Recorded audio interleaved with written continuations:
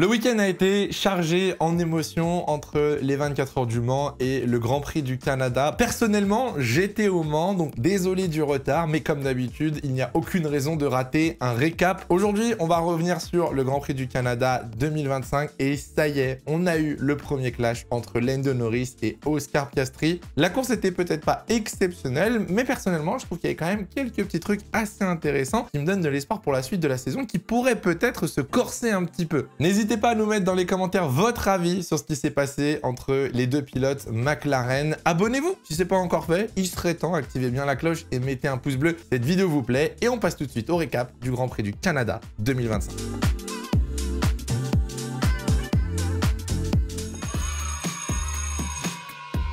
Juste avant de commencer le conseil de classe, cette vidéo est sponsorisée par CyberGhost VPN. Si jamais vous n'utilisez pas encore de VPN, vous aimez le risque inutile. Vous aimez rouler sous la pluie avec des pneus secs. CyberGhost est le VPN idéal pour se protéger des vols de données, des piratages d'informations et encore mieux, avoir des avantages sur Internet. Dites-vous qu'aujourd'hui, il y a plus de 38 millions d'utilisateurs sur CyberGhost VPN et c'est l'un des plus réputés avec genre 20 000 reviews excellentes sur Trustpilot, donc autant vous dire que c'est clairement quelque chose sur lequel vous devriez vous pencher. Alors avec CyberGhost, bien évidemment, vous allez être protégé lorsque vous vous connectez sur un réseau malveillant, que ce soit un Wi-Fi public ou un site. CyberGhost va protéger vos données et va empêcher le vol ou le piratage. Mais au-delà de ça, il y a réellement des avantages. Par exemple, si vous souhaitez partir sur un Grand Prix, si vous souhaitez voyager, vous pouvez réserver votre hôtel, vos billets de train, vos billets d'avion en délocalisant votre adresse IP et en trouvant des prix moins cher. En plus de ça, vous pouvez avoir accès à du contenu sur les plateformes de streaming, donc Netflix, Disney+,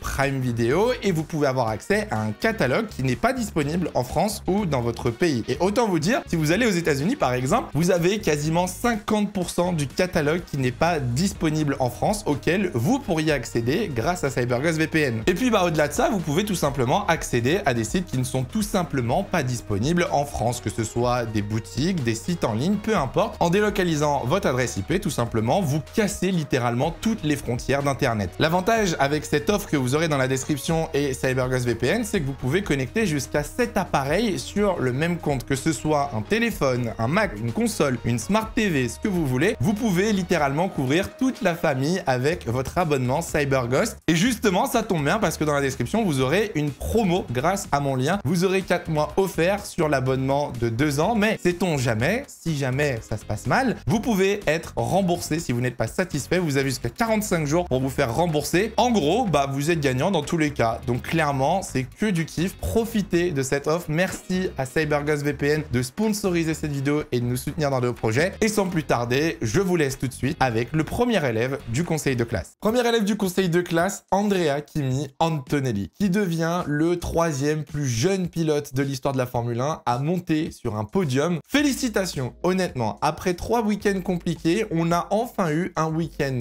complet, solide de la part du jeune pilote italien, que ce soit en qualification, que ce soit en course, que ce soit la gestion du trafic. Antonelli a fait un week-end très solide et pour une fois que la Mercedes était très performante, Andrea Kimi Antonelli a su profiter justement du potentiel de cette voiture, donc je suis très content pour lui. Deuxième élève du conseil de classe, un petit peu moins positif, c'est Williams. Là, on part clairement sur une heure de colle vu le déroulé du week-end entre le capot moteur de Alex Albon, entre l'élimination de Carlos Sainz en Q1 parce qu'il avait été gêné, entre la stratégie d'Alex Albon qui a totalement ruiné sa course et de façon globale, j'ai trouvé le week-end de Williams quand même très brouillon. Résultat, un pilote dans les points à la 10e position, on a un pilote qui abandonne sous soi-disant problème moteur, d'ailleurs c'était les mêmes problèmes qu'en Espagne apparemment. Bref, je m'attendais un petit peu à mieux de la part de Williams, mais pas trop inquiet non plus, je pense qu'ils pourront très rapidement rebondir. Et pour finir, rip la marmotte. Voilà, rip la marmotte. C'est tous les ans pareil au Canada. On sait qu'il y a des marmottes, on sait qu'il y a toujours des marmottes qui traversent la piste. Je sais pas si un jour la Formule 1 pourrait y faire quelque chose parce que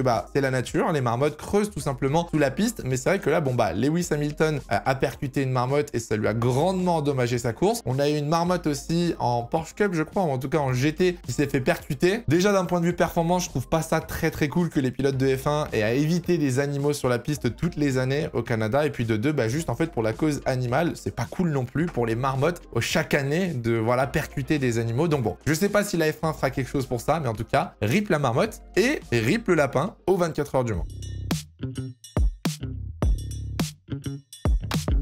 Alors, on va commencer forcément par parler de l'équipe qui a dominé ce week-end, Mercedes. Entre la pole position, la victoire, la gestion de course, la performance, honnêtement, c'était presque un week-end parfait pour eux. Le Canada, de façon globale, est une piste qui réussit bien en général à Mercedes. On a souvent vu Lewis Hamilton gagner là-bas. Russell était déjà en pole position l'année dernière. Il était encore en pole position cette année. Et honnêtement, ça m'a fait du bien de voir une autre équipe que ou Red Bull et McLaren dominer le week-end de A à Z. Le départ était bon pour George Russell, il réussit à garder la tête sur Verstappen. Antonelli, pareil, prend une position sur Piastri. Derrière, la gestion de course, comme je disais, pour Antonelli a été très bonne. Russell a su attaquer au bon moment. Il a su aussi préserver ses pneus quand il le fallait. La course était vraiment pas facile en vrai, surtout pour George Russell, parce qu'il s'est retrouvé face à Lando Norris et Charles Leclerc sur une stratégie alternative. Mais malgré ça, il a réussi à prendre les bonnes décisions au bon moment pour ne jamais être inquiété par Max Verstappen. Il est resté à 2 secondes 5 environ pendant toute la course. Et pour Antonelli, bah, j'en ai parlé dans le conseil de classe, mais franchement, très belle course aussi. Alors, je pense que s'il n'y avait pas eu l'accrochage entre les McLaren, peut-être qu'Antonelli se serait fait doubler par Piastri ou Norris, mais il a très bien géré le trafic, il a su gérer la pression que Oscar Piastri lui mettait pendant tout le dernier relais. Au vu des conditions fraîches le samedi, on aurait pu se dire que le dimanche, qui était un petit peu plus chaud, aurait pu être difficile, mais non, Mercedes a assuré et s'est rempli les poches au classement constructeur en reprenant du coup la deuxième position à Ferrari. McLaren est bien évidemment toujours en tête du classement constructeur et ça ne bougera pas. Et du côté de chez Red Bull, bah, Tsunoda a pas fait un très bon week-end, donc encore une fois, c'est compliqué pour l'écurie autrichienne de rivaliser au championnat. À noter quand même le petit break check entre guillemets sous safety car qui aurait pu causer un petit drama en fin de course, mais non, ce n'était pas un break check. Je pense sincèrement que Russell a juste mal géré son delta et a dû ralentir d'un seul coup, qui a surpris Max Verstappen. Max d'ailleurs l'a expliqué que lui aussi mettait énormément de pression à la safety car, donc je pense qu'on a juste eu un petit malentendu qui aurait pu d'ailleurs très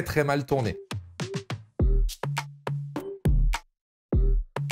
Eh ben, je sais pas vous, mais moi, en ce moment, je kiffe énormément ce qui se passe avec les stratégies et les pneus Pirelli. Depuis l'introduction de cette nouvelle gomme C6, la gomme la plus tendre, et l'utilisation du C6, C5, C4 pendant les Grands Prix, je trouve que le dimanche, on a vraiment des courses intéressantes, palpitantes. On a des variantes de stratégie, ce qui offre beaucoup plus de suspense au Grand Prix. Alors déjà, rien que le fait qu'on utilise des pneus médium en qualification, certains vont pas aimer. Certains vont dire, bah, on perd l'utilité du pneu soft le samedi. Moi, personnellement, je trouve ça ultra intéressant. En fait, ça rajoute un aspect stratégique. Ça pose une question aux équipes de savoir est-ce qu'il faut garder un train de pneu médium en Q3 ou non. Et Mercedes s'en sort très bien. Rappelez-vous à Imola. Alors, bien évidemment, ça perd un peu de son sens. Le pneu le plus rapide devrait être utilisé pendant la session où les voitures roulent le plus vite. Là-dessus, on est tous d'accord. Mais si une équipe arrive justement à varier sa stratégie, à varier son choix pneumatique et faire une meilleure performance, personnellement, j'y vois que du positif. Pour ce qui s'agit des courses, alors certains vont me dire que c'est dommage parce que il est vrai, depuis l'introduction du C6, on n'utilise plus les pneus soft, que ce soit en qualif ou en course. On a perdu clairement l'intérêt du pneu le plus tendre, mais on a des stratégies différentes. On a des stratégies à 2 arrêts, à 1 arrêt, à 3 arrêts, et je trouve personnellement qu'on retrouve un petit peu ce qu'on avait par le passé au début des premières années Pirelli. Ça permet aux équipes d'essayer un pari, ça permet aux équipes de tenter d'être plus agressifs ou plus économes. Le meilleur exemple, bien évidemment, c'est la stratégie alternative de Leclerc et Norris. Bon, alors pour Charles Leclerc, ça allait pas fonctionner, hein, on va pas se mentir, malheureusement le choix était mauvais de finir avec les pneus médiums, mais pour Lando Norris, sans l'accident, je pense que Norris à la fin aurait eu un très gros rythme et aurait peut-être pu aller chercher un podium en partant de la 7e position. À l'inverse, pour des pilotes comme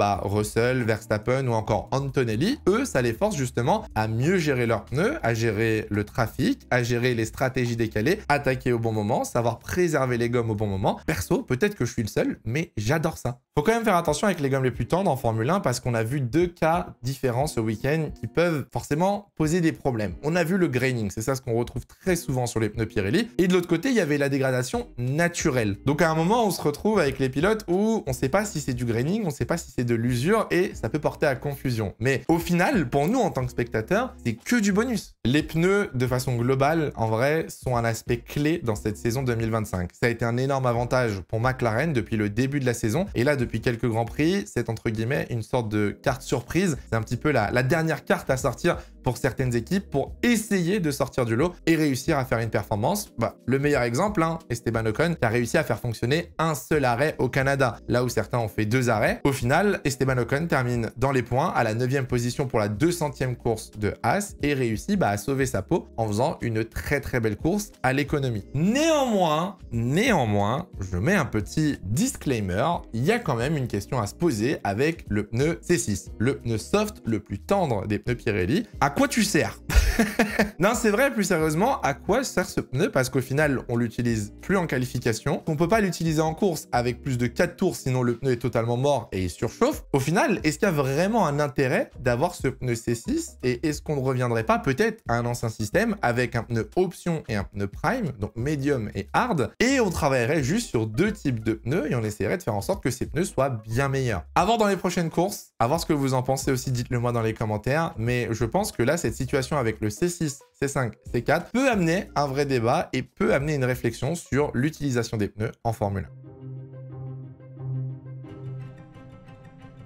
1. Chose promis, chose due, Lando Norris l'avait annoncé jeudi lors du Media Day. L'accident entre Lando Norris et Oscar Piastri n'était pas est-ce qu'il allait arriver, mais plutôt quand est-ce qu'il allait arriver. Et ben on y est, ça y est, premier accrochage entre les deux coéquipiers. Alors honnêtement, l'accident n'est pas aussi dramatique qu'on pourrait le penser. Lando Norris commet une erreur, s'excuse et reconnaît la faute. Oscar Piastri n'a pas eu de dégâts et termine 4e. Au final, pas grand-chose, mais j'avoue que je me doutais pas que cet accrochage arriverait aussi vite et surtout dans cette position. Parce que McLaren effectuait quand même un très mauvais week-end. Piastri partait 3e en qualification. La course de Piastri n'était pas exceptionnelle, bloqué derrière Antonelli pendant quasiment toute la course. Du côté de Lando Norris, pareil, une qualification ratée où il part 7e, remonte avec la stratégie, mais quand même très loin du niveau de la McLaren et des victoires habituelles. Et on arrive jusqu'au dernier quart de course où Oscar Piastri remonte au fur et à mesure sur Andrea Kimi Antonelli. Norris remonte au fur et à mesure sur Oscar Piastri. Et on se retrouve avec 3 pilotes pour la bataille pour le podium. Si on est honnête, Lando Norris aurait dû attaquer Oscar Piastri bien plus tôt, parce que Piastri n'avait pas encore le DRS sur la Mercedes et il y avait des opportunités de dépassement. C'était là où il fallait passer sur son coéquipier. Sauf qu'après plusieurs tentatives, des bonnes défenses d'Oscar Piastri, une gestion compliquée du trafic forcément, ça passe pas. Lando Norris commence à s'impatienter derrière son coéquipier et on arrive au 67e tour et donc l'accrochage entre les coéquipiers. Lando Norris tente une attaque à l'épingle, se fait décroiser par Oscar Piastri. Les deux coéquipiers se retrouvent côte à côte pendant toute la ligne droite de retour. DRS activé pour les deux. Piastri freine plus tard en étant à l'intérieur, rate un petit peu sa sortie. Lando Norris sort beaucoup mieux du dernier virage. Oscar Piastri défend directement l'intérieur pour forcer Lando Norris à aller à l'extérieur au virage 1. Lando Norris n'a pas eu la vision peut-être à quel point il revenait vite sur Oscar Piastri et donc petite touchette, Norris percute Piastri par l'arrière, aileron cassé, la voiture finit dans le mur des stands et c'est l'abandon pour Lando Norris. Alors déjà de 1, il s'est excusé directement. Et ça, je trouve ça très mature de ne pas s'énerver à la radio, de ne pas s'en prendre à son coéquipier ou quoi que ce soit. Clairement, pour moi, il n'y a aucun débat. Lando Norris est 100% fautif. Il n'y a pas de décalage de Piastri, il n'y a pas de coup de volant, il n'y a pas de freinage en ligne droite. C'est juste Lando Norris qui a voulu passer dans un espace qui n'existait pas. Réaction très mature, même en interview après où il est venu s'excuser auprès d'Oscar Piastri devant les médias, devant les télés du monde. Donc franchement, là-dessus, irréprochable, Lando Norris. Sur ce qui est de l'accident, ça me titille un petit peu quand même et on en parlera dans une prochaine vidéo parce que c'est un sujet que je veux aborder, mais j'ai l'impression quand même que Lando Norris, en duel roue contre roue, a beaucoup de mal. On voit très rarement Lando Norris sortir vainqueur de duel, que ce soit face à Piastri, à Verstappen ou à d'autres pilotes. Et je me pose la question, est-ce qu'il n'y a pas peut-être un blocage? Qu'est-ce qui se passe? Pourquoi Lando Norris n'arrive pas à être agressif et en même temps réussir à se battre proprement? Je dis pas que c'est un mauvais pilote ou qu'il se bat mal, juste à chaque fois, soit il y a une erreur de commise, soit il est obligé de céder la position à un pilote. Et ça, c'est pas normal. Si on joue le championnat du monde, on devrait être capable de s'imposer et de dominer dans les batailles. Bon, Lando Norris prend 5 secondes de pénalité parce qu'il avait fait plus de 90% de la course. Il a abandonné, donc la pénalité ne sert littéralement à rien. Piastri termine donc 4e. Honnêtement, je pense que cet accrochage ne va absolument pas entacher la relation entre les deux pilotes. Je pense sincèrement que les deux vont passer à autre chose ultra rapidement. Ça fait un petit peu chier au niveau du classement pilote parce que maintenant Lando Norris se retrouve quasiment à une victoire d'Oscar Piastri qui, il faut le rappeler, a gagné la moitié des courses cette saison. saison. Norris est deuxième, Max Verstappen est troisième avec quasiment 2 victoires maintenant. Et derrière, le classement n'évolue pas tellement. Antonelli s'est bien rapproché de Lewis Hamilton. Et à noter qu'on a toujours nos 2 pilotes français au fond du top 10, 9e et 10e avec Isaac Hadjar et Esteban Ocon. La question du jour, on est obligé de se la poser et je vous ai dit on en reparlera dans une prochaine vidéo, mais est-ce que Piastri ne serait pas en train de remporter le bras de fer mental chez McLaren? Moi perso, je m'attendais pas du tout à voir Lando Norris autant en difficulté dans ce début de saison. Je vous laisse répondre dans les commentaires, c'est votre moment, essayez d'argumenter bien évidemment, on n'est pas là pour insulter ni critiquer ou se moquer, on veut juste vraiment discuter et je veux avoir vos opinions sur cette bataille entre Norris et Piastri.